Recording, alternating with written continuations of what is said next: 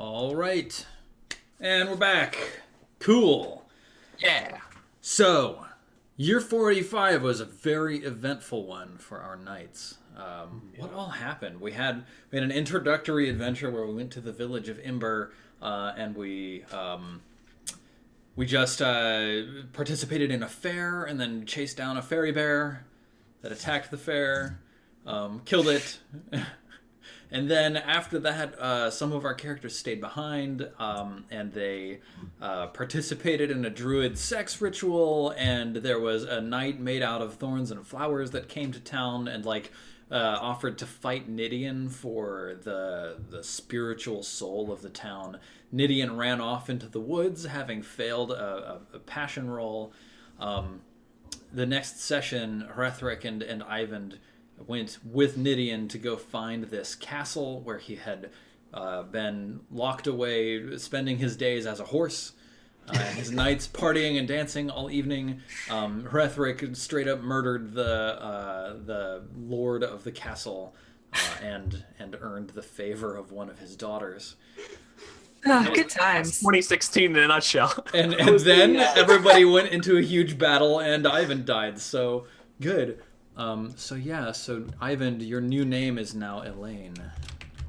Yes. Okay, very cool. So, yeah, step by step through the winter phase, we're gonna go through this. And once we get to the manor, we're going to assign each of you manors and go through that. So, step 1 is solo scenarios, which we don't need to do any of. You guys had plenty to play. That's not true, right? Didn't Nidian go melancholic? Did Nidian go melancholic? Yeah. Like double melancholic or something, right? Like. Yeah, no, right. You tried to call on a whole bunch of passions and you failed them all. Yeah. Yep. So hang on. Let's see if there's something important. Went double melancholic. I think Nidian's going horsey again. Well, he didn't tear off his armor. He didn't crit fail. Is that a crit fail? Yeah. Okay. Yeah, it's only a normal fail. So yeah, I think probably we'll just hand wave and say Nidian spends some number of weeks, probably 13 or 15 or however many it is. I failed my love of Ivan, and I also failed my love of family. Yeah. So what was your love of family at? 10? 15. 15, yeah. So you've got 15 weeks of feeling like shit. But that's all. You don't go running off into the woods. All right. Okay, cool. Seriously. Cool. Yeah. Okay. Yes. So solo scenarios, we don't actually have any of those. Experience rolls. So we've kind of been doing this session by session instead of winter. And in the future, we might do it by winter because you're technically only supposed to be able to increase any stat once per year. So, whatever. Right. But it won't really be an issue going forward because since we'll do things on a more yearly schedule, since we won't be squires, right? Yes. Right. Yes. Cool. So then step 3, aging. So increase your character's age by 1 year. So all of you should now be 22 and all of your squires should now be 16. None of you are over 35 years of age, so none of you need to roll on the aging table and suffer losing statistics. Yeah, so step 4 is economic circumstances, and that is where our manor system kicks into play. So step 4 is now long, complicated, and arcane, and also thrilling and delightful. Excellent. We're not doing advancement rolls? Did I miss something? Didn't we do them all previously? No. You said to wait. I have a... or maybe I didn't uncheck it? No. Do we have advancement rolls that we need to take care of from last time? I have a check toward a check toward temperate and a check toward two-handed weapons that from last session. And I see Nidian has spear expertise in worldly. Okay, cool. Yeah, let's make sure that we do that. So let's start off here with Hrethric. All right. You have a check to temperate. Yep, I see that. Yep. Go ahead. If you're higher, it increases. Okay. Yes, so temperate goes up by 1. Cool. Rhetoric becomes slightly less indulgent. Cool. And two-handed weapons. Mm-hmm.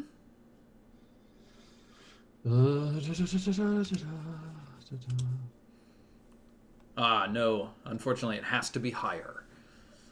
Okay. Boo! Boo you crit roll! Worthless crits. Yeah. I see you have a check to chirurgery, but I think that just means that you need chirurgery. Yeah, that's a bug. It's Oh. when you check chirurgery needed, it checks chirurgery. Nice. Okay, cool. So now Nidian, you've got some skills and traits to check as well, right? Yes, I do. All right, so let's go ahead and test my worldly first. Yeah. Wow. No, it doesn't go up. Your worldly stays at 5. Still a spiritual Nidian. Nice. My spear expertise is the only other one that I get to test with. Yeah. Survey says no. Nope. All right, so there you go. Dwinwin would do some tests, but she's not here, so we'll do that the next time we have her with us. Okay, good. So now we're on to economic circumstances. So let's see. I need to assign you all manners, which I'll probably just roll for. GHIJKLMNOP. Manners. Salisbury Manners. Page 61.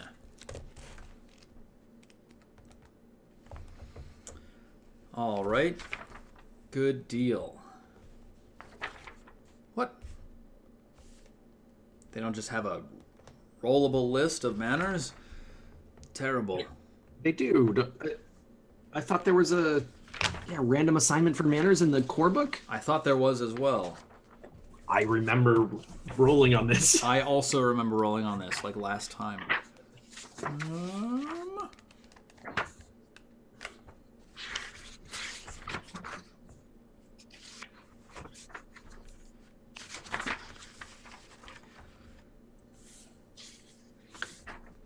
Well, while Luke looks this up, I can talk to you a little bit about what your manor is.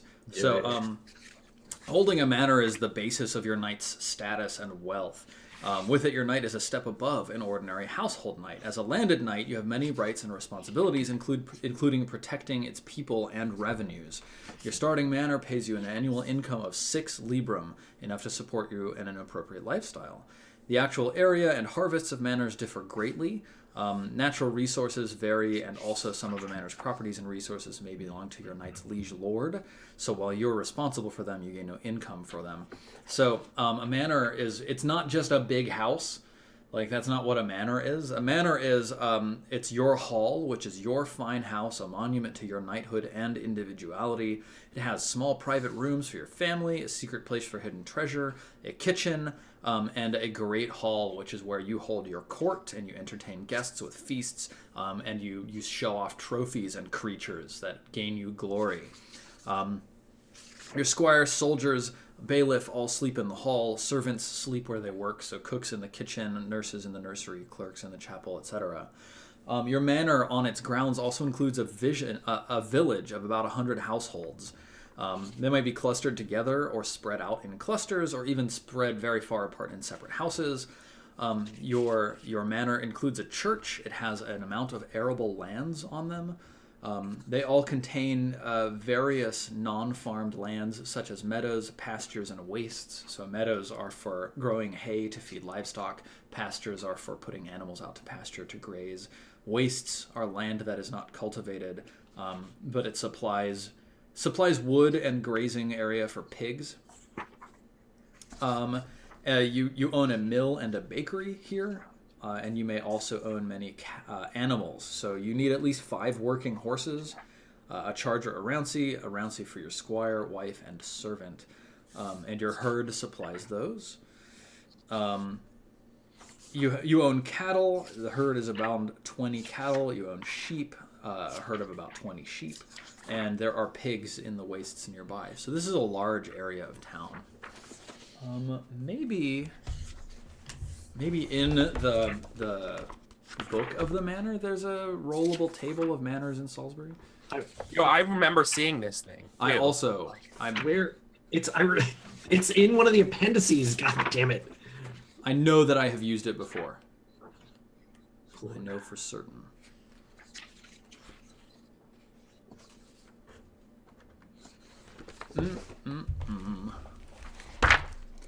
Found it, guys. Fucking found it. Where is it? Nailed it.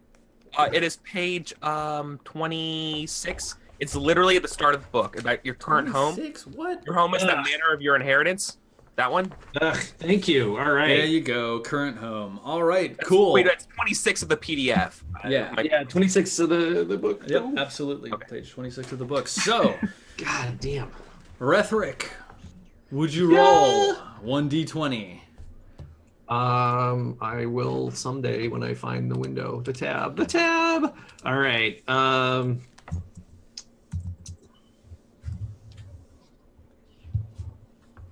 2. Yes, you are from Berwick, St. James. Huh? Yeah, Berwick, St. James. So let's see if I can pinpoint that upon the map. Berwick, St. James. There it is. So I'll pull us all over. Nidian. Yeah, show me. Boink. I'm Stapleford. Stapleford. All right, cool. Wait, So where Sounds is very humble. Where's Berwick St. James again? Ping me again. I haven't pinged you yet. Oh, okay. So here is Sarum. Berwick St. James is up this fork of the river, it looks like.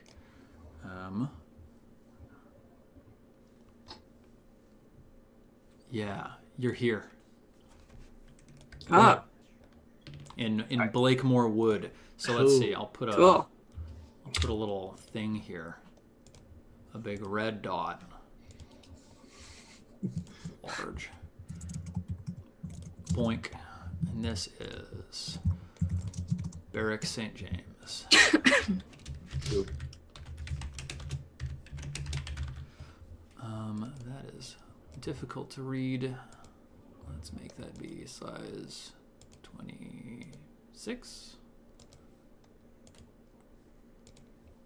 Yeah, 32. Pretty good. Okay, cool. Oh no. And then Rhetoric Nidian, you're what? Stapleford? Yes. Mhm. You're actually just down the river from Berwick St. James. Let's see, this might actually be easier for me. Yep. Stapleford. E5. Yeah, there you are. My battleship.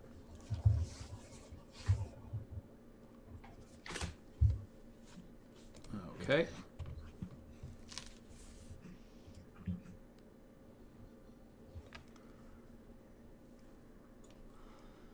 One of the challenging things about the two maps that we're looking at here is that this map does not exactly line up with the other map. That actually shows the display of where all of the manors are located. But that's okay. It's fine. It'll be okay. In fact, they really are dramatically different in terms of where the rivers are located. I love that good road and poor road are specified.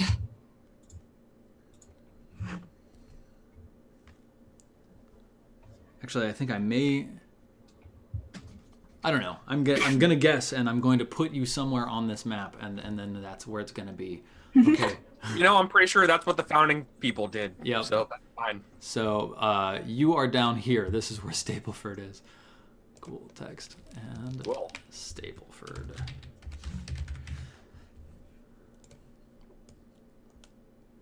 And then Ivan, 6, eh?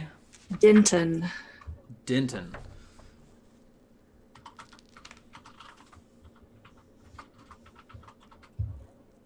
There you are. I think you're actually fairly close to Vagon Castle, actually, Ah, along the River Wiley. At least that's where I'm going to put you. works for me. Yeah, you're at the crook here of the Wiley River. So actually, all three of you ended up on a parcel of land located fairly close to each other, which is appropriate. And riverfront property. I mean, Yep, doesn't get much pretty better nice. than that, for sure. Yeah, so Denton, just down the street from Warminster. All right, Cool. excellent. Cool. So I'll just zoom in a little bit so we can see your local areas. Fantastic. And then next time we have Kira with us, we will roll for her as well. All right. Yeah. So, the complete landholding system. So, landholders may own multiple manors, but this is the worksheet for only a single one. We'll come over here so that we get to look at like what all this looks like together. Though each of you should track your own stuff separately. And again, so you should have some PDFs. They're not fillable, but you should be able to like type in them with the PDF reader. So, date. Under date, we're going to put 485 because that is the date. Cool. Ta-da. Oh no, the pages are horizontal. There should be a way to click rotate. Yeah, it just But yes. it's a little scary at first. Yep. It's all a mess.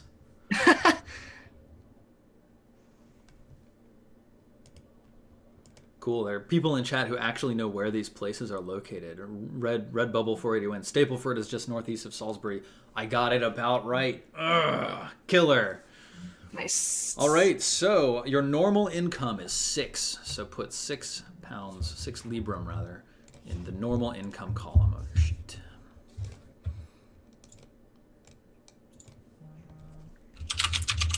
Investment income. So you have no income from investments yet because you haven't started building them. That'll be a part of the winter phase here. So that's 0.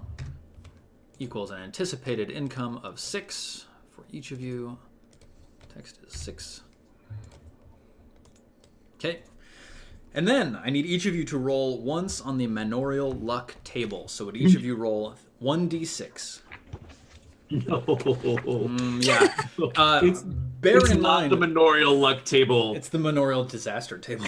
It's the manorial bad luck table. Now I'm scared. Oh yeah, God. You all sort of know that like owning land in the era of King Uther is fraught with peril. It is a risky endeavor. There are raiders regularly, crops fail, just all sorts of calamities strike you. Oh no! Oh no! None of you had bad luck. That's terrible. This is a lie. This year is a lie. All right. Elaine and Nidian, both of you had no result. Neither of you had any bad luck or any beneficial luck. However, Luke, Herethric has a benefit, so please roll 1d20. Yeah. And you can write under manorial luck. I'm just going to, for the purposes of people who are watching, I'm going to track Herethric's. So I'm going to say benefit. Oh, And put it here, 13. God, bullshit, damn it. God bullshit. Useless. Lol. Useless. A wandering merchant offered half price on tapestries. Spend up to 4 librum and double it in treasure value. Well, I mean, you have treasure worth 8 pounds now, or 8 librum. I don't have 4. By a tapestry. It just like sprawls down out of his coat. I don't think you understand how poor Herethric is. Yeah, now I don't have any armor. Well, I think you still have the armor that you... No, you don't have any, do you? Does he come by the hospital? A tattered suit of Kirbuli was probably cut off of me for surgery. Herethric very poor. Yes. Okay, Yeah. so that was an interesting benefit. All right, and then fate. Weather, conflict, and pestilence determine fate. These values are a measure of events that are beyond a lord's control. They are lumped together into one column as they are variable, intermittent, or the result of one-time gameplay. So, weather. The weather roll. I will roll 3d6 plus 5 to determine the severity of the weather for Salisbury this year. And you will all record this number under the fate column. Roll 3d6 plus 5. A big number here is bad for you. This is basically the world attacking your manners. 13, that's not terrible. It could have been worse. So fate is 13. All right. The values of the other events below will modify this result. Conflict. Conflict is normal during the Dark Ages. Hostilities add to fate. Events may be dictated by the Great Pendragon campaign, through play from rival neighbors, or from a calamity. So none of you had any conflict this year. There's none in the Great Pendragon campaign. There's no narrative conflict that's happening. Cool. So we don't need to do that. Pestilence. The yellow pestilence strikes the port cities in 547, the whole island in 548, and parts of it in 549 and 550. We're not even close to that. Nope. Other widespread illness may occur through the game events. So pestilence passed through, plus 5. Pestilence for a second year, plus 10. Wasteland. This is the island-wide event that occurs towards the end of the reign. No need for that. So, no need to increase fate for any of y'all. Care measures how well the knight gets along with his peasants, or her. The landlord must attempt a roll of his concern for my commoners' passion, even if they are not present for the entire year. So, first find the current modified passion level. Subtract the commoners' hate landlord passion from the knight's concern my commoners' passion. Let's double check what the hate landlord passion starts at. I love that there's a hate landlord passion. Pretty awesome. I know. I don't think it actually starts at anything.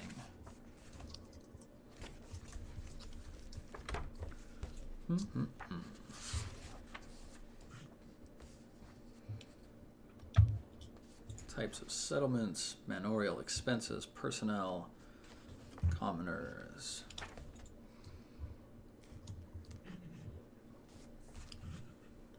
Steward, holy folk, your retinue. Nope. Your ladies' retinue. Soldiery. Your peasants. New passion. Concern my commoners. New passion. Hate landlord. Commoners do the hard labor and the heavy work, and the knight doesn't, yet they get food from the peasants and a portion of their labor. Certainly, his duties include risking his life to protect them, but this is an occasional danger or one that occurs far away. The privileges the knight enjoys are in their faces every day, and they even get fed, even if peasants are starving. There is a natural resentment they bear, quantified as hate landlord. On the land record sheet is a scroll for the hate landlord value. It's a number which modifies the knight concern my commoner's passion roll. Starting value. If the new landholder is the son of the previous one, no. Peasants give the benefit of the doubt to new landlords. Unless the new landlord has previous history with these commoners, the peasants always start with a fresh state of 0 to their hate landlord. Okay. Several factors can make the peasants' attitude worse. Bad treatment, foreign overlords. Oh, wait. If they are of a different culture, then they start with plus 6 hate landlords. So, Elaine, your peasants start with a 6 hate landlord. And this is actually, you can record this down on the land record sheet. And again, I think some of this might actually be in the manor page. Yeah, hate landlord is a stat on the manor page. Oh, yeah. So you can put your concern my commoners there, your hate of landlord there. Good. Okay. Property destruction, the squeeze or impost. Okay, cool. I think I should start with a 6 hate too, because oh, you are Saxon. Yes, absolutely. Wait, where do you write down the hate for your landlord? Under the manor tab for your character sheet. Yeah. Oh, I'm looking. Okay, perfect. Yeah. Okay, so the hate landlord value means things. So like a 0 is peasants are content. 1 through 5 is peasants are grumbling, but peasants always grumble. 6 through 10. 6 through 10 means peasants are uninspired, ineffective, lazy, forgetful, slow, etc. Many are hard of hearing when spoken to and have a penchant for not being around when the Lord comes by. Yeah. All right. So you can improve your relationships with your peasants by replacing structures, adding developments, increasing justice in the lands, reducing taxes, being generous, just like giving Librum. It costs 10 Librum to alter hate landlord by 1 point. So buying your peasants out is ridiculously expensive. What? Yeah. I like how classist this is. It is super Yeah. classist. All right, good. So, care. Once again, we are tracking care. So, first, find the current modified passion level. Subtract the commoner's hate landlord passion from the knight's concern for my commoners. So, Rethric, your concern for my commoners starts at 7, right? 7. Yep. So, your care value is a 1. I'm going to put that here. 1. Cool. If the result is greater than 0, then roll an uncontested contest of concern for my commoners. So, Rethric, roll on your concern for my commoners with a modifier of -6. So you're rolling a 1? Yeah, you're rolling against a 1. Great. But a failure has no effect. Easy. It's expected that you're going to fail this. The only problems are like crit failures or successes or Well, fumbles. let's see what I can do. 15. A failure has no effect. So Elaine, you're at the same state, so you have a value of 1. So roll your concern for my commoners passion with a -6. Sorry, I'm finding it. Yeah. Well, it should start at 7, so -6 is 1. Okay, here we go. Oh, why isn't it? No. No. Okay, there you go. So you also had a failure. So your care doesn't modify them by any amount. So actually, care goes. It's a 0 for Rethric, and also for Elaine, and then Nidian. Your value of care for your commoners is just a 7, so you get to roll the full value. Nope, still none. So no, you add nothing nor subtract anything to the care column. So a critical success would have reduced fate by 10. A success would have reduced fate by 5. A failure has no effect, and a fumble would have added 5 to fate. So we add those values together and we mark them down in the misfortune column. So that's going to be a misfortune of 13 for Rethric. Indeed, for all of you. Okay. Oh, okay. So like the care modifier would actually be negative, and you'd be adding that to your fate to calculate your misfortune. Exactly. Okay, so the idea is if you rolled well, you get a reduction to fate. Yep. Gotcha. Okay, cool. Thank you. Okay, so now we are going to roll a stewardship roll opposed by misfortune. So who is your steward? Be sure to have handy your steward's or wife's or esquire's stewardship roll. If your knight runs his own manor, then use his or her skill instead. So, yes, I think at this point you're all stewarding your own lands, which is a tough task. All right. So, Rethric was raised right by his mom, though. Nice. Rethric, let's do yours first. I have a 10, I believe. Let me check here. Refresh. Yep, stewardship 10. I'm so excited to fail this roll that I invested these points in. Yep. So, oh wait, I just can click the thing. Click the thing, Rethric. Wow! 8. Look at that. Success. Fancy. Okay, and you succeed. So a success. You won that success versus success outcome, which means that you have a regular harvest. Oh, yay. So that's times 1. So harvest result is regular. Woohoo! Sweet parsnips. Maybe I'm gonna spend it all on those tapestries, motherfucker. And then that means that your manor income is £6. Great. Thanks, Griggs. Ooh. Yeah. Cool. So, yeah, let's do that again. Elaine, why don't you roll your stewardship? Sure.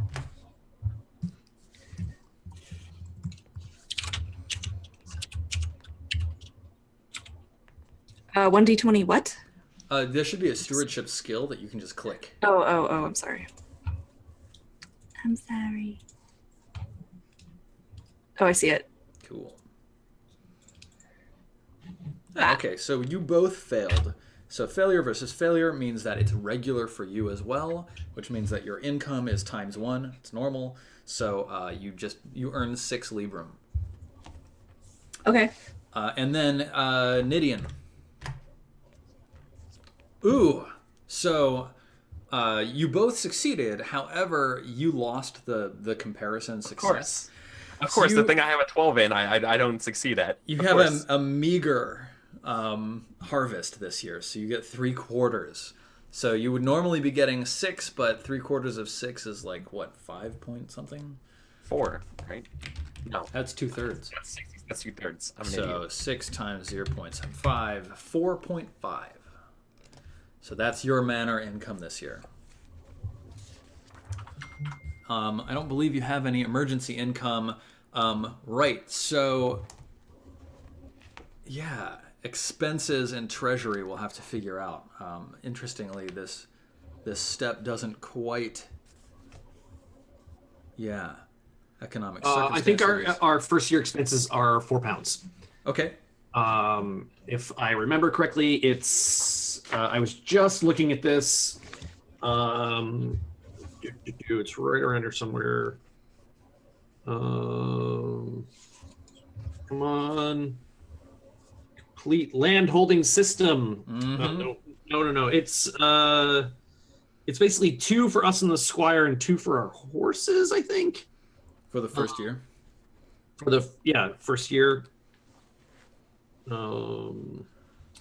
Let's see. I'll start flipping backwards. Manorial record pages, other glorious expenses, religious donations. Basically, you like spend £6 to maintain yourself as an ordinary knight. I know that much. We don't. No, I think we get some dosh here. God damn it! I just Manorial expenses. The standard manor provides an average of £6 per year. It's spent as following: 2 for the knight and his squire, 2 for his family, and 2 for his horses. Right. So that's what it is. We don't have family. Yeah, do we? True. That's true. You don't. So I mean, Hrethric maybe would like to change that. Yes. Which we will definitely check this year. Yes, a knight without a wife or family technically needs £2 for the knight and £2 for his horse. Cool. Yeah, that's what it is. All right, there you go. So you need to spend at least £4. And of course, you got some treasure in the form of tapestries, Hrethric. No, I have to buy them, don't I? Well, I thought it was like you did buy them. Oh. Because it was like you spent manorial income to buy these treasures. But then that means that you have treasure. Because like generally you never have money just like stored or treasures stored. Stephen, I appreciate your generosity, but it's very clear on this garbage result. Yeah. You spend up to £4 and double it in treasure value. Okay, got it. But hold on. Then I'll spend my 2 extra pounds on. Yep, there you go. On those tapestries. So you have a tapestry worth 4 Librum. That's a fancy tapestry. So can I just turn around and sell that? I'm not entirely certain how treasure works in this game. I know that there's a treasure tracking spreadsheet as well, but it doesn't seem to have. Slow your roll there, Alexander Hamilton. It doesn't seem to have any like mechanical impact. Treasure sheets, forms, and records. Treasure record sheet. It's just date, source. Yeah, source, form of treasure, amount or worth, and then like it's like how much treasure you have. Yeah. We might have to look into treasure over the next week and see what that means for you. Well, then I don't know if I buy it. I might because I'd rather invest. True. Give me. All right. Well, it's not important right now, but I thought treasure you could just convert it. But okay, go ahead. Let's keep going. The amount. Yeah. Okay. Your grade of maintenance. Okay. Pay for all existing improvements.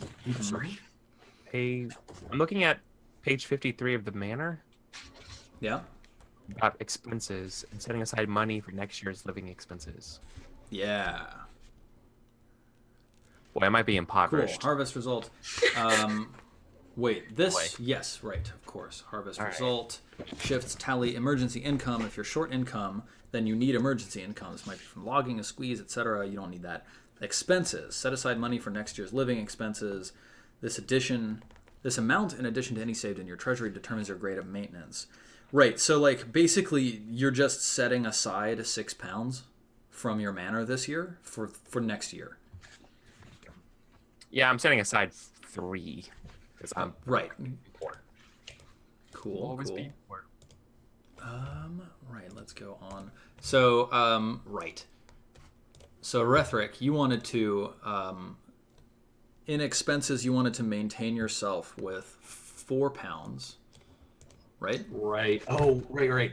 Yeah. I don't need to invest in the family stuff yet because I don't have a kid yet. Right. So that becomes very important next year. So £4, so I'm a poor knight. Yes. And then Treasury is also 4, I think. See, so on page 53, if you have leftover income, be sure to record it on the treasure records sheet. So, like, I think treasure's just money, man. Yeah, I think so too, actually. So hang on, let's go through this step by step. 2, expenses. A, set aside money for next year's living expenses. So this is year 486. How well you want to maintain yourself Right. in the year 486. Right. So you're setting aside how much for that?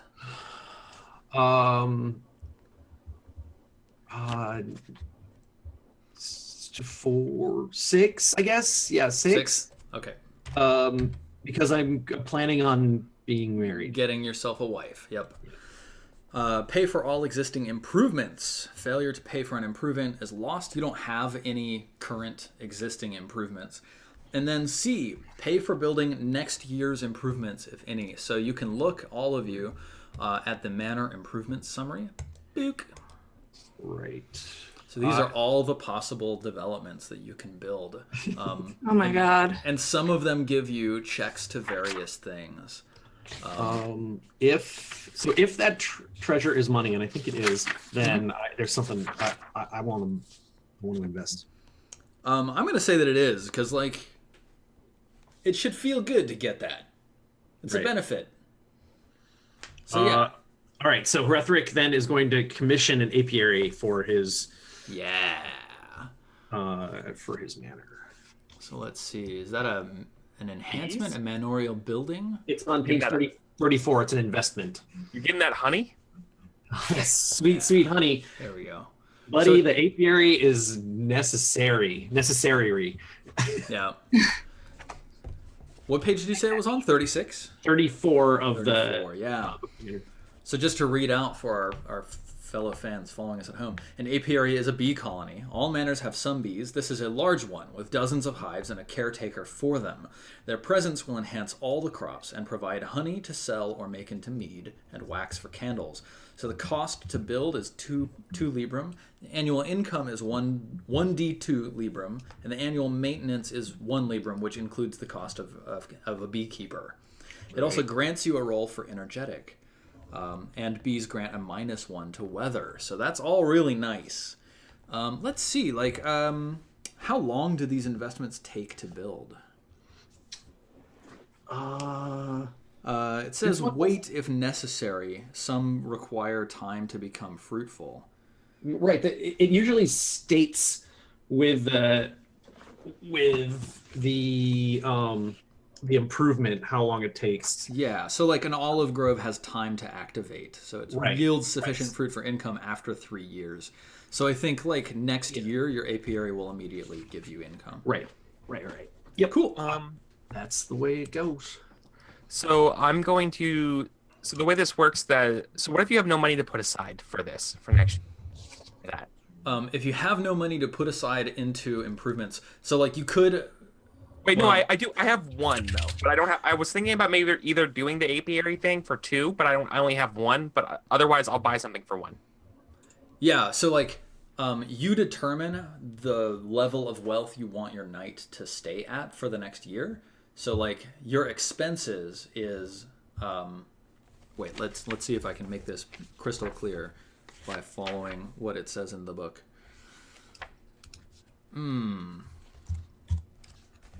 Yes. So next year's expenses You can buy a torture chamber. right. I was just thinking about doing some logging Right. next year. Like I'll to take get 20 emergency rolls, income? and there's no more trees, and I've reduced my income permanently by 1 a Is year. that how that works? That's because if I spend $1, there's a chance I get 1d3 plus $3, which is really good. I'll take that. It's a permanent. It's a 25% chance of permanent reduction. Yeah, but there's a 75% chance of instantly no longer being poor. Yeah, that sounds great. Well, where are you looking at this sheet, Eric? Sorry, I'm looking under investments, and I saw Page 36, I believe. is the cost to log is $1. Okay. So the idea is that I have my expenses next year are 3, which is the minimum required for being poor. Mm-hmm. So those are my expenses. I'm already poor, so that's fine. I want to try to get rich a little bit. So this technically counts as emergency income is logging.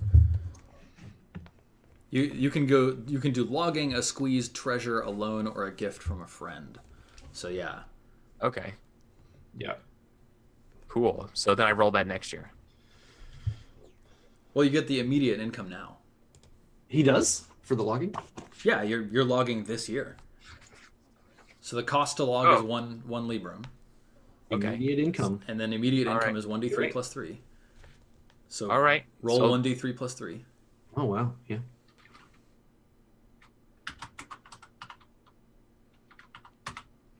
Five librum. So that's awesome. I roll a d20.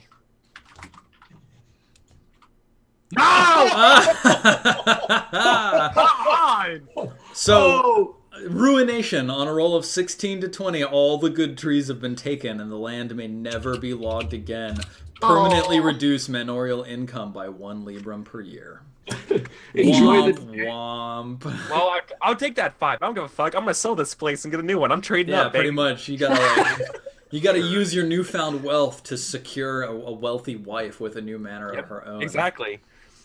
Okay, cool. So now you have a lot more. So you started with 4.5, which went down to 3.5 for the expense for logging. Now you're up to 8.5, so you can actually spend 6 maintaining yourself as an ordinary knight for the next year, and then you got 2.5 left over to either build an apiary, which would just add 2 to your expenses, 0.5 into the treasury, or you could just save 2.5 in the treasury. I'd rather just save it right now. Okay, so go ahead and slap that in the treasury. Elaine, what are you doing with your manor? I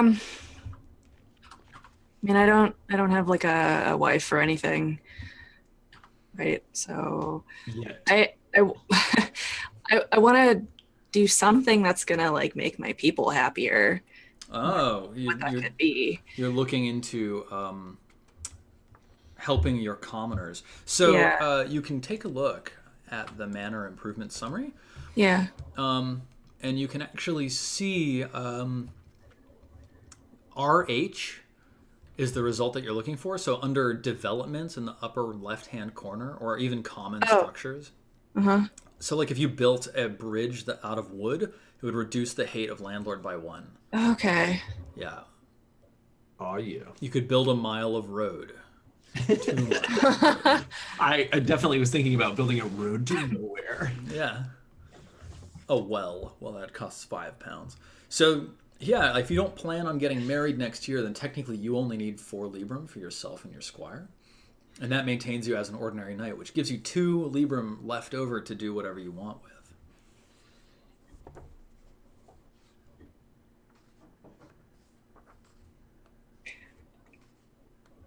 I mean, so like if I built a wooden bridge,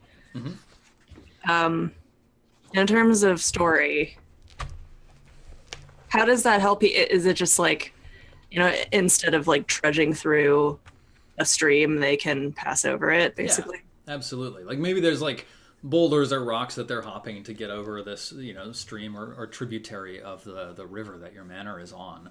But if you build a bridge, then it's a nice wooden bridge, approximately 20 feet long, and wide enough for an ox cart or 2 horses side by side. It crosses a narrow and shallow river or a stream. Yeah. Okay. And a normal road is a dirt road? Yes, it's a dirt road that's cleared, leveled, and maintained for use by carts and wagons. It's about 6 to 10 feet wide. I think I'll go with building a bridge. Let's build a bridge. Nice. Awesome. So that means that your total expenses are 6. You have nothing to put in your treasury, but you can track in your land record sheet that you've built a bridge wood in 485. So like this would look something like this. Feature bridge wood. Date 485. Building cost was £2. Hate landlord -1. Annual income is nothing. Annual maintenance is nothing. Annual glory is nothing. And you have no notes or rolls or checks or etc. So like having a beehive gives you a check to energetic every year. Yes. And -1 to the weather. Yep.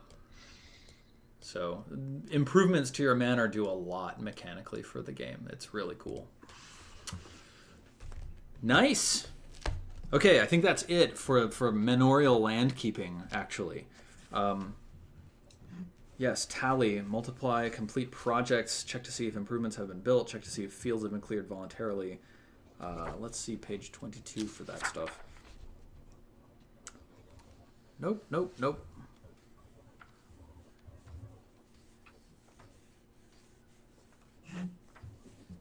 I don't know where it talks about field clearing, voluntary field clearing. But I think that's it. After the harvest. Right. Check to see if this year's improvements have been successfully completed. I have no idea how to do that. But on page 38, we will check for new population growth if eligible. So let's take a look at what that means for us. New population growth. If food supply is sufficient and the misfortunes of war and disease are light, then population expands naturally. Your manor may benefit from this. For simplicity's sake, we work through groups of about 100 people. A manor must have had 5 years in a row without having final income result that is worse than a meager. Okay. Do this during step 4 of the winter phase and part D tally. So this was our first year, so we don't know yet. We won't know for another 4 years. Check to see if the peasants have voluntarily cleared a field. Field clearing. Use this option only if you have excess native people by the method above. We don't, so it doesn't matter. All right. Very good. So there's something about checking to see if previous developments have been actually constructed. Failure to build. There's always a small chance that something disastrous will occur, like a fire, the materials being faulty, goods being stolen, sabotage, etc. Roll 1d20 during step E tally of the complete landholding system. 1 through 19 is no result. 20 is disaster. No build and all income is lost. So those of you who are building something, Luke and Jess, please roll a d20 and don't roll a 20. 7! Don't roll well. Yep. Buddy. You're both safe. Your structures have both been constructed. Best bridge ever. Mm-hmm. All right. Very nice. Okay, and that's step 4 of 9. Now we're ready to move on. Step 5. We need to make stable rolls. So stable rolls. No, my horse. Going to kill my horse. Okay, so let's start with Rethric. So your vassal knight owns a herd of horses that provides him with replacement horses. Likewise, a household knight's lord does the same. You're all vassal knights, by the way.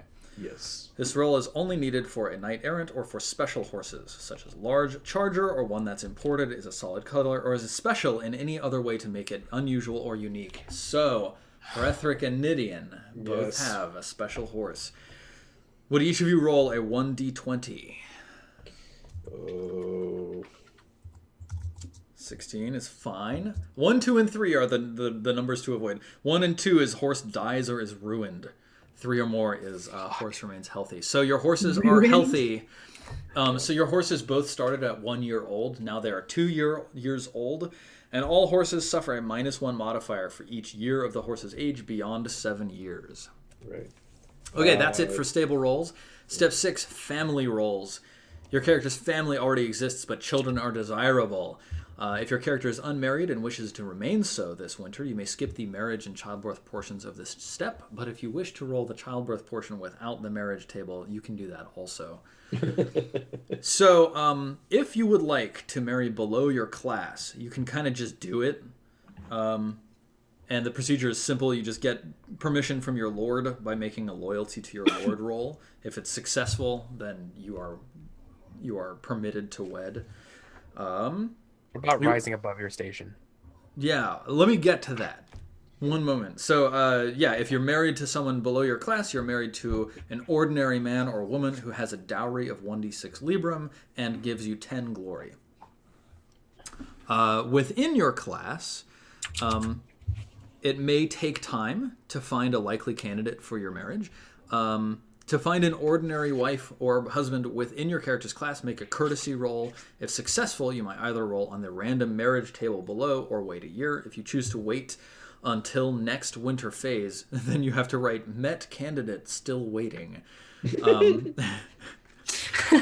And for each year that you make a successful courtesy roll but choose to wait, you add a +1 modifier to the random marriage d20 die roll. When you decide to roll for a marriage, you only get one chance. If you get what seems to be a poor match financially, assume that the marriage provides some significant political benefit for your lord instead, and therefore he's like, you got to marry this person because that's the one. So, if you would like to marry within your class, that's the status. If you'd like to marry someone truly special, that comes from role-playing. Right. Well, I would like to inquire politely around court about Yvonne's pedigree and who she is. Is she an heir to those mystical lands? Or, Yeah. Like, is anybody vouching for her? Is any other, has any lord taken her in? Or, does she have distant relations? How does Hrethric go about doing the right thing? And which includes finding out who this woman is. Hrethric doesn't want to necessarily marry a fairy. Yeah. Sorry. Yeah, go ahead and give me a... Probably wise. Would that be courtesy or intrigue? Courtesy. I'm trying to do the polite things. I'm not trying to go behind her back or anything. And I'm not trying to necessarily hide my intentions from her. Just trying to do it right. Hrethric also feels like he has to take extra special care doing it right because he's a giant Saxon. Yeah, totally. Yeah, give me a courtesy roll.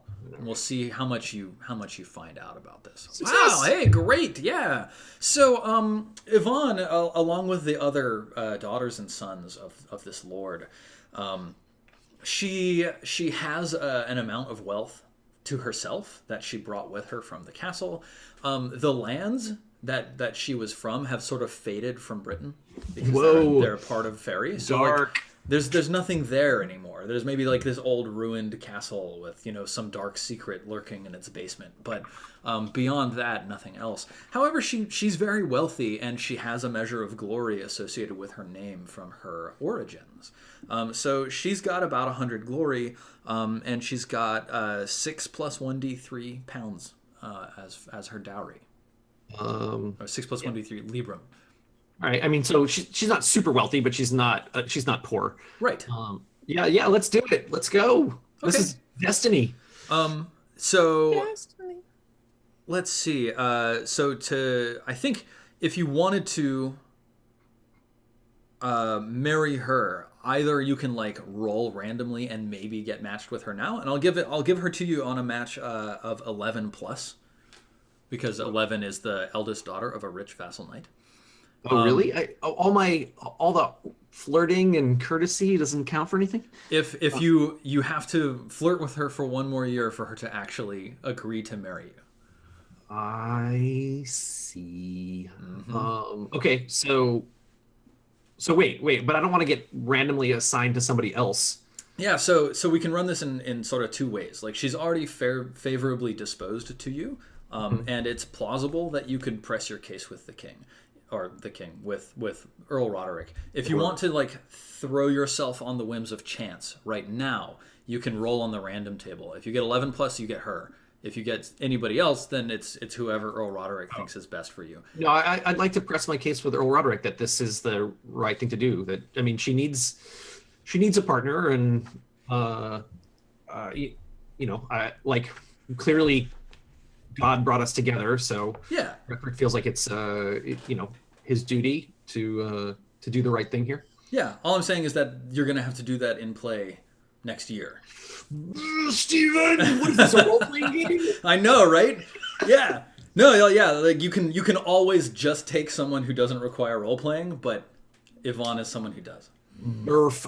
Okay, well, I'm gonna hang out with Yvonne all winter then. Yeah. In a very chaste manner, like never alone with her, always like, seen with someone else. But make sure that she attends all of like Earl Roderick's functions with me and all that stuff. Nice. You're sort of like shepherding her into Salisbury society. Yes. Yeah. Nice. Yeah, that's very lovely.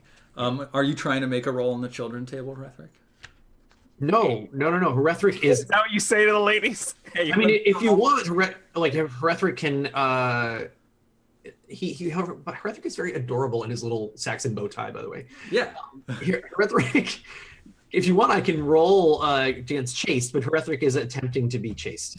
Well, like, your chastity towards Yvonne is, whatever you want it to be. But then also maybe you had someone on the side, who knows? But if you'd rather just be chaste, that's fine. What does chaste mean to you? Chaste to me means chaste. Well, there's specifically chaste and there's generally chaste. All right. I feel like I'm learning so much about you, Steve. He leaves space for Jesus, is what he's saying. He leaves space for Jesus. Okay, got it. Yeah, good. All right. So moving on, Nidian, do you want to try to marry someone within your class, or just below your it, class? Steven. Or I'm okay, going within my class here. are you taking a random marriage? I'm gonna do the courtesy. I'm gonna roll the courtesy. I'm gonna put some feelers out there. Okay. Maybe those ladies from the from not Vagon, the other castle. No, it was Vagon Castle. Maybe one of them wrote me a letter or something. Send me a postcard. Sure. We'll see. Now, much like the Lady Yvonne, if you're pursuing the Lady Adwin, that needs to be role playing. So that would happen over the course of next year. She does remember you favorably, of course. So if I recall, I don't have to commit to a marriage if I want to wait. Correct. If I want a successful courtesy roll. Yep. So there might be so I don't see any problem with doing the courtesy roll right now. Not at all. Go for it. Then maybe I get stuck with somebody too. It'd be awesome. All right. Yes. I can't boost this with a passion or anything like that, can I? No, I don't think so. I can't just get drunk at a bar and be like, man, those fucking Saxons, right, guys? Yeah, true. Okay, fair enough. And unfortunately, your courtesy this year is not sufficient to find you any prospective mates. I'm too desperate. Yeah, you're sort of going around door to door. Hi, you looking for a husband? Yeah. Your sister in the back is just sort of shaking her head. It's not, yeah. Cool. Right. Do you want to make a roll on the childbirth table, Nidian? Yes, I do. All right. So let's see. I feel like this is from the maybe the pagan thing. Yeah, maybe so. Right. Yeah. So up to one annual childbirth roll may be attempted per wife, lover, or concubine, if sufficient opportunity was fulfilled during play to possibly allow conception, which it definitely was for Nidian. So give me a roll. It's just a D20. Oh my god. Yeah! Yeah, boys! I've also been extremely successful at rolling. I've yet to roll below a 14. Nidian, you have received a child from one of the women of Imber. Go ahead and roll 1d6. 4. An even number equals male. You have a son. I'm a boy. Oh, grats. Oh boy. Okay, after checking for new children, roll a d20 for each child the character has, if any, under 15 years of age, including the newborn, and consult the child survival table. Yeah. Oh no. Welcome. Welcome to reality. The child lives! He's a tank. He did it. Oh. Fantastic. All right. Hey, fairy baby. You only have to do that 15 more times. I know, right? Yeah. Before they're guaranteed to live until their first battle. Yeah. So terrible. It's Little baby and little baby and Baby and oh baby. Baby and Nidianson. yes. God. No. Isn't it Daddiansonson? All right, good. Elaine, since we Yes. haven't seen you in play yet, I'm kind of assuming you don't want to roll on marriage or children. Yeah, I'm gonna wait and see if she can meet someone. Yeah, cool. All right. Good deal. Family events. Each character rolls once per winter on the family events table. So, Rethric, let's start with you. Give me that sweet, sweet necromancer. 12. Birth in the family. What would it be? Roll a d20 to find the person most directly affected by the result of the event. Mom, what are you up to? Ma? 1. It's your father, who is dead, I suppose. Dead. So yeah, I'm gonna roll that into mother. Yeah. All right. Wow. Mom has a kid. That's great. Yep, you are Delighted. you're an older brother. Elaine, let's do you. Roll 1d20 for family events. God. Now daddy and's granddaddy and 4. Oh, there was a marriage in your family. Would you roll 1d20, Elaine? Oh. 6. 6. Your mother remarried. Oh, Yeah. intriguing. Yes. Let's name your new stepfather.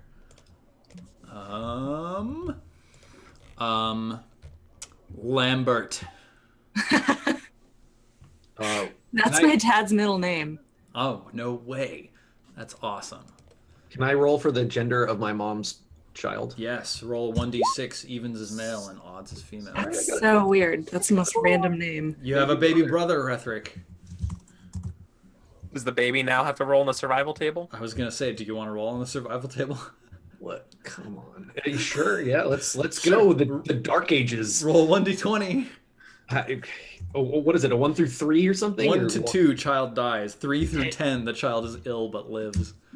Yes, your baby brother was ill this first year but lived. What? Can I get a name for my new bro? Yeah, let's see. Name, medieval names. Mainfroy. Sure. Just apparently inspired by the Aquitanians. Yes. New baby bro. Nice. I'm gonna put baby at 15. Baby skill, babying. Yep. Okay, good. Nidian.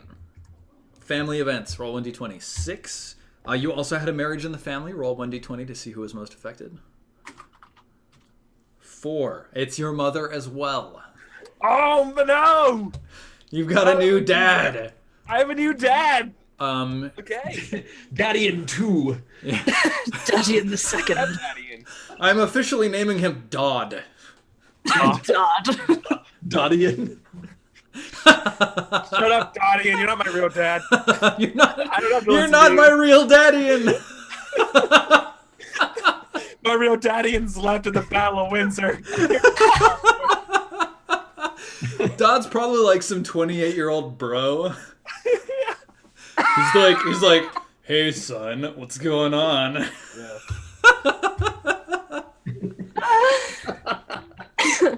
Like casually eating dinner or whatever, and like Yeah. your mom's like, "Now you're gonna have to get used to. He's gonna be a big part of our family now." Yeah, exactly. I'm just sitting there like, Sullenly shoveling food in your mouth. Okay. Training and practice. too dad, too furious. Oh no. If the game master permits it, your knight's squire can also increase one or more of his 3 primary skills at this time using the same choices as this knight. During Walter this step, survived. you may do any one of the following 3 things. Option 1, gain 1d6 plus 1 points to skills up to a max of 15. 2, gain 1 point in a skill to a max of 20. Or 3, improve an attribute, trait, or passion by 1 point. No trait can be increased to over 19, and no passion can be increased to over 20. Wait, is that for us or is that for the squire? That's for all of you. That's for knights and squires. So you get one of those 3 things. So I'll type them out here so that they're easy to reference. 1d6 plus 1 points to skills, max of 15. 2, 1 point to a skill, max of 20. Or 3, 1 point to trait, attribute, passion.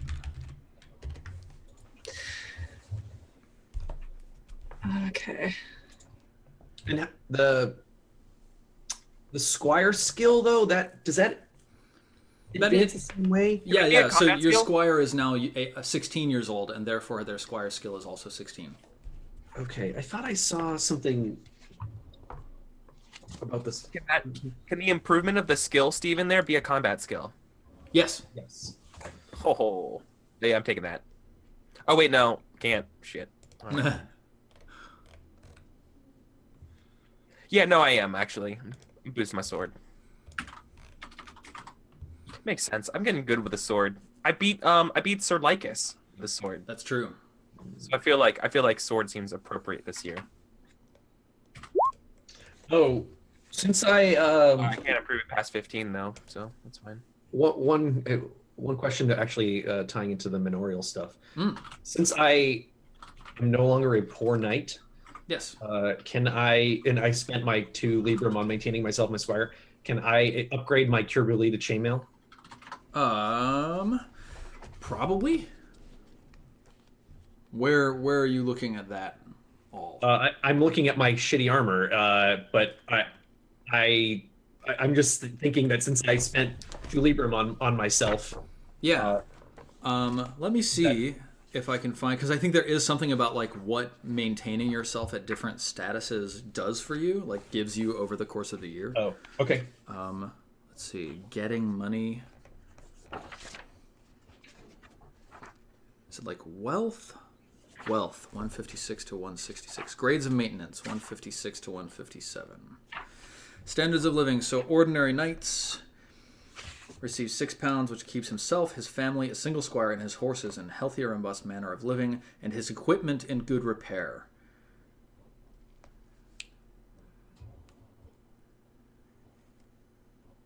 Let's see. Buying goods, selling goods at market, starting equipment. An ordinary knight starts with chainmail and shield. So I feel like yes. I feel like that is the right decision. Yeah. Because I mean, I if I had rolled like meager or poor, Yeah. then sure. But yeah, because you started off pretty poor, but now you're ordinary. Yeah. Right. Yep, I'll allow it. Sounds good. Whew. Also, for the record, that would have completely changed that battle. I wouldn't have been knocked unconscious if I had fucking chainmail. Yep. What is chainmail's 10? Yes. Whoo! Who? Daddy. How expensive is chainmail? It's 2 pounds or 2 librum to just buy it. But if you're maintaining yourself as an ordinary knight, I'll give it to you. Woo! No, I'm gonna buy some chainmail too. Okay. Sounds good. Cool. What's the stats for chainmail? It's just 10 armor. Oh, really? Yeah. Is it same as like Bully with helm? No. Wait. hang on. Nidian's a poor knight with Curbuli. Yeah. Yeah. You got some magic armor there in that last fight. I think for being a Saxon, I think you had like worse armor starting off. Well, I was the poorest knight. Yes. Starting off.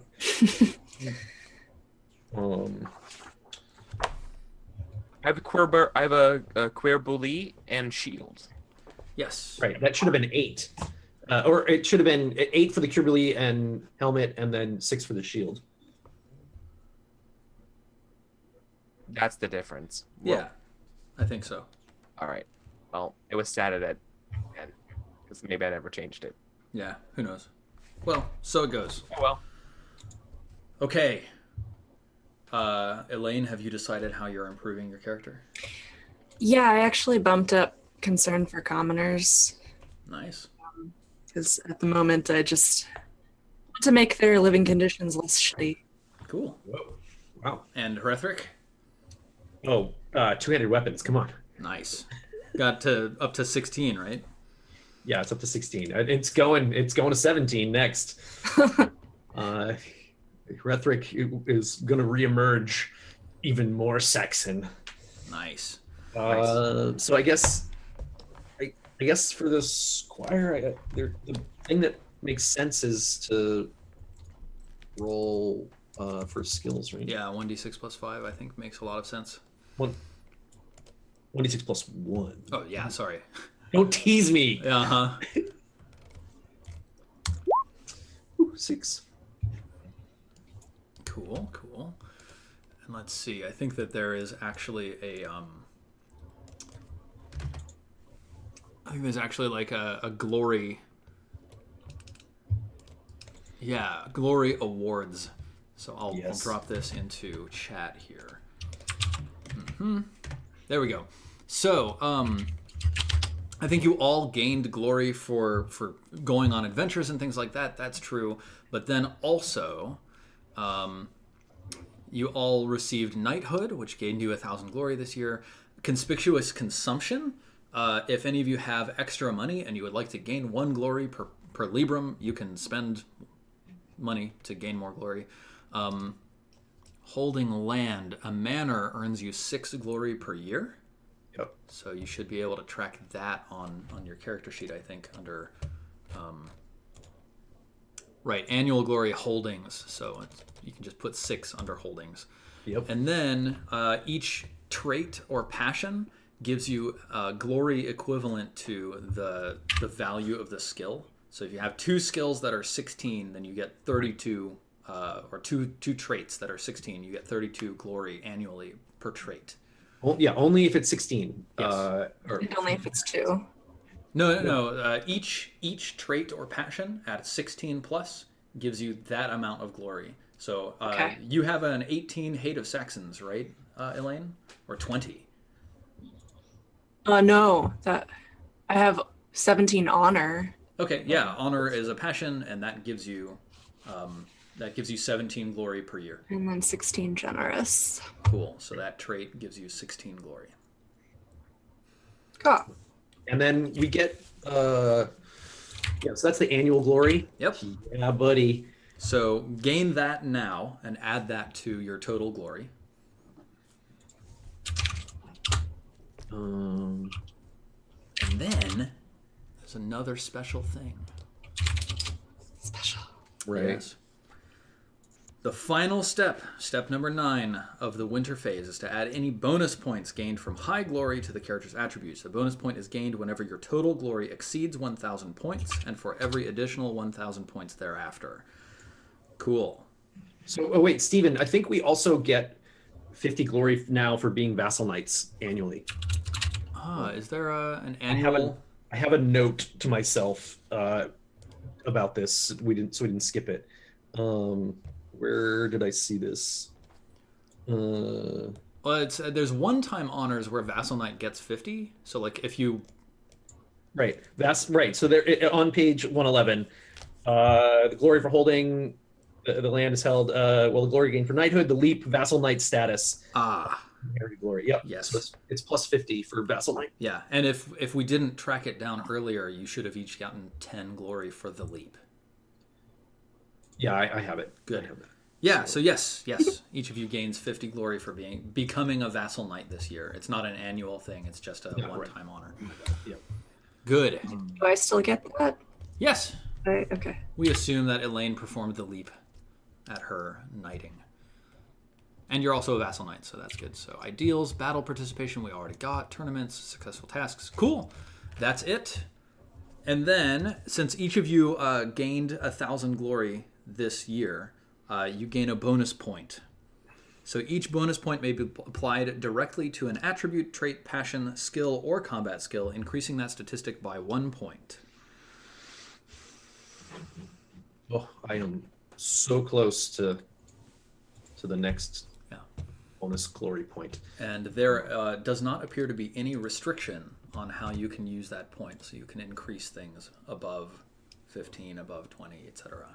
I think that, the only restriction is your stat maximums. Yes. Yeah. All right, buddy. It can be anything. Any attribute, trait, passion, skill, or combat skill. Which is basically anything. Whew. Rethric had a year. Yeah. This was a dramatic one. Do I ever have to roll appearance for dating? For what? Can you give me an example of when I would have to roll appearance? Like, can you give me a scenario where an appearance check would matter? Let's find out if that is a thing that happens ever. Yeah, I want to know a use case of that before I. 'Cause I'm thinking I just might go all in here on my appearance. Yeah. Let's see. Attributes. If I look the part, the rest of it will follow. Make it till you make it.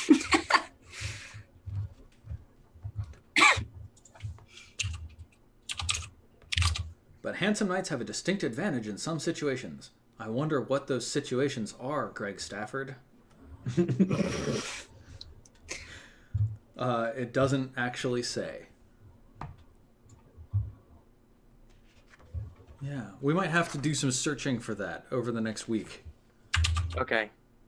Well, then I'm going to boost my courtesy. That's a decent one. Yeah, usually you would think like in a D&D style game, appearance would then give you a bonus to other things, but that doesn't. I saw you get 1,000 glory for marrying a lady with 1,000 glory. Yes, that's what I'm. New goal. That's your aim.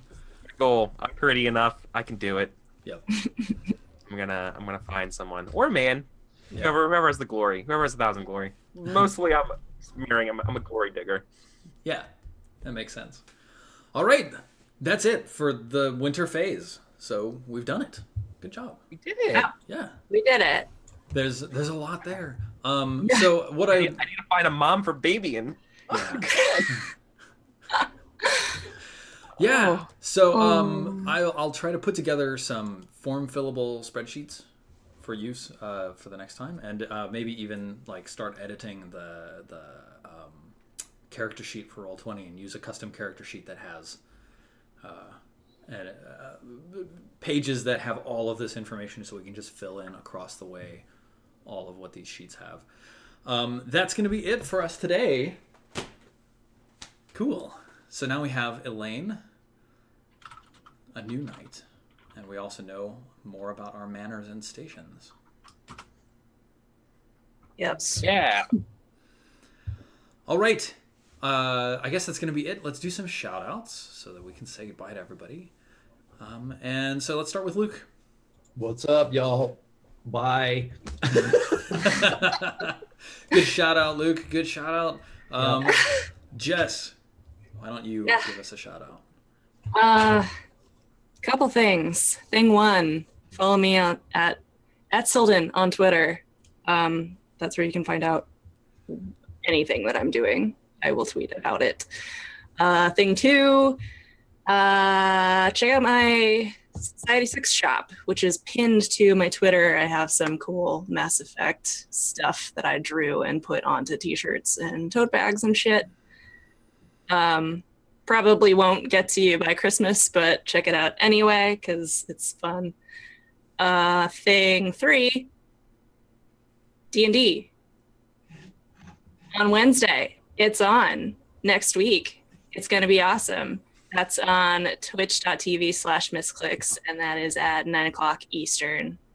again on Wednesday. I love that game. I love my crew on that game. You should definitely check that out. And then how many things is that? Thing 4, I'm getting ready to send out. I have a big stack of Patreon goodies for all of my patrons that had shipping addresses. Thank you so much for your support. I know I don't do a whole lot on the internet yet, but I want to do more, and I really appreciate the people who are first to support me. So you're getting Christmas goodies. I'm going to ship them out like literally right after this game. If you want to become a patron, that's patreon.com/Silden. Thing 5, my good buddy and partner for life, Sunder Colin, is starting a fun show where he's going to have a different guest every show, and basically talk about food, which is awesome. And he's going to do that while usually playing Overwatch. It could be different games, different weeks, but that is going to be called Plate of the Game. Ha ha ha ha ha! Yes, I'm going to take credit for that name. Thank you very much. I came up with that. And that is going to be Monday. I'm not sure what time. It's going to be Monday, but follow him on Twitter at Sunder, SVNDER, to find out more about that. I'll put a link to it in chat. And more about his mysterious guests. Yes, very mysterious. And he also has very glorious hair. Yeah. So if you just want to watch a guy with glorious hair, that's reason enough. It is, though. Yeah. It super is. Awesome. Eric, give us some shout outs. Yeah, so I'm Eric. I'm Eric Vulgaris on the internet lands. I'm a part-time streamer. I like to do these types of games. Steven, this was so much fun today. Yeah. It was really cool to do this winter phase. I know it seems like a lot of bookkeeping, and I hope chat, you guys enjoyed this a lot, because this is actually like really fun to do, as much as doing the adventurings and everything besides as well. This is a really, really cool game. It's like I talked about it a little bit earlier. It's like Crusader Kings and King Arthur Pendragon together. It's awesome. I love it. This is a really, really fun. I cannot wait. I'm so excited that we're doing the whole thing. Yes. Like, I'm so excited that we're going to play this whole thing out. This seems so awesome. It's more awesome than I could have ever imagined. The water is just, it's great. So, you can find me at twitter.com/Eric Vulgaris. If you want to watch all of my things that I streamed before, like I do a bunch of one-shot story games. I have them open to the public as well. If you go follow me on Twitter and reach out to me there, I can give you information on how to be more about signing up to play games like Microscope or Fiasco that I talked about earlier today, or The Quiet Year, or Fall of Magic, or a whole slew of other awesome one-shotty games that are out there. You can find me there. Find myself on YouTube there. I also want to do something for Misclicks real quick as well, because starting in early January, I think the 5th, they're starting a new Apocalypse World show starring Trist, Inspector Beans, Kelsa, Andrew Comedian Crow, and Wiseman. So awesome. Looking forward to seeing that show. So you guys check that. So that's it. That's all I got today. Thank you guys. Thank you, Steven. Thank you, chat. Yes. This is and thank you all, you three, for your diligent bookkeeping this session, and thank you all for being as on the ball with the rules as I am. So by our powers combined, we got through it all. So it's fantastic. You're already here, which is great. So thank you for clicking that follow button and all the stuff that you do to support me. High fives for those cheers in the middle of the game today. Thank you always. And I don't think I have too much going on right now. Be sure to follow me on Twitter, because there's going to be some cool stuff coming up in January, where I'm going to be playing some role-playing games on other shows. I've been doing a little bit of that recently, so hopefully that'll get to continue. And definitely pay attention to Sunder's new Plate of the Game thing. It seems like a really cool thing I'd be very interested in participating in. Okay, that's going to be it, and I guess we'll see you all next week, so have a great afternoon. Bye-bye. Bye.